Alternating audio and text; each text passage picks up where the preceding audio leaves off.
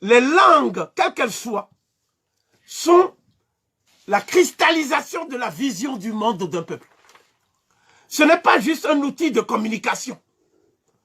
Parce que vous ne pouvez pas penser africain en français. Vous pouvez parler français de manière à ce que les Français admirent votre style. C'est ce que Senghor aimait faire. Senghor disait souvent qu'il ne parle pas français, mais il parle le français français, le français de France. Tu vois, il ne parle pas le français de Kaolack ou le français de Casamance. Lui, il parle le français français et le français de France. Bon, mais justement, ce que les Français lui ont dit, ton français français et ton français de France, ce n'est pas la France. Parce que tu ne penses pas français.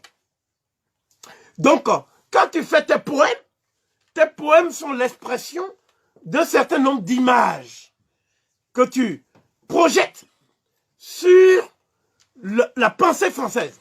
Mais ce sont des images exotiques. Et parce que nous ne pouvons pas classer tes prestations dans ce qu'on appelle la littérature française. Encore moins dans la poésie française. Nous pouvons classer ça dans ce qu'on appelle la littérature francophone d'Afrique. La littérature francophone d'Afrique. Ou la poésie francophone d'Afrique. Donc quand vous allez chercher Senghor à la FNAC, vous ne trouvez pas les livres de Senghor dans les rayons littérature française. Vous trouvez les livres, les poèmes de Saint-John Perse, vous trouvez les poèmes de Baudelaire, vous trouvez les poèmes de Ronsard, mais vous ne trouvez pas les poèmes de Senghor. Les poèmes de Senghor sont dans littérature francophone d'Afrique. Donc pourquoi? Parce que le peuple français ne considère pas de près ou de loin la poésie de Senghor comme relevant des images et de l'imaginaire français. De près ou de loin. Voilà pourquoi ce que Senghor fait, et à sa suite, tous les nègres qui prétendent qu'ils font de la littérature française, ils font de la littérature africaine d'expression française. Vous voyez? Tous ces nègres-là, c'est pour un public autre que le public africain. Le public africain est fait à 90% de gens qui parlent les langues africaines. Donc, si littérature africaine il y a, elle ne peut être que d'expression africaine. Elle ne peut pas prospérer dans la francophonie. Elle ne peut prospérer que dans l'africanophonie ou la kamitophonie. Je pense que c'est clair.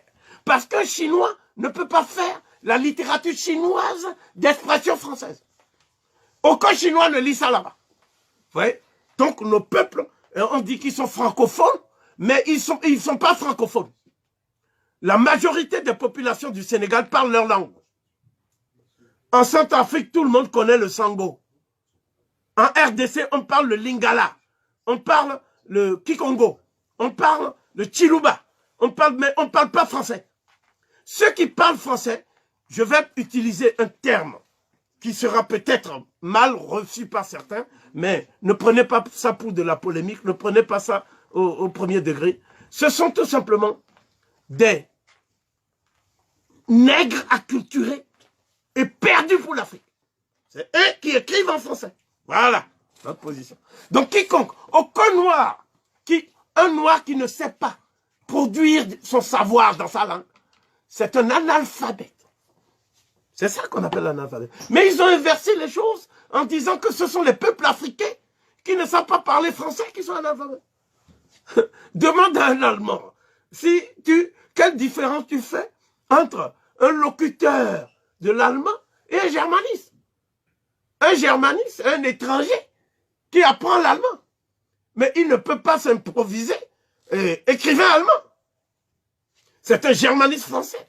Hein? Il faut revenir au sens des mots, parce qu'on est arrivé, par suite de la confusion idéologique ambiante, à caricaturer même les mots.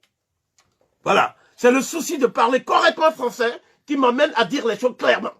Il ne peut y avoir de littérature africaine que d'expression africaine. Ceci doit être clair pour tout le monde. Tout le reste, c'est le produit de quelques noirs acculturés et perdus intellectuellement et culturellement pour l'Afrique. C'est très clair.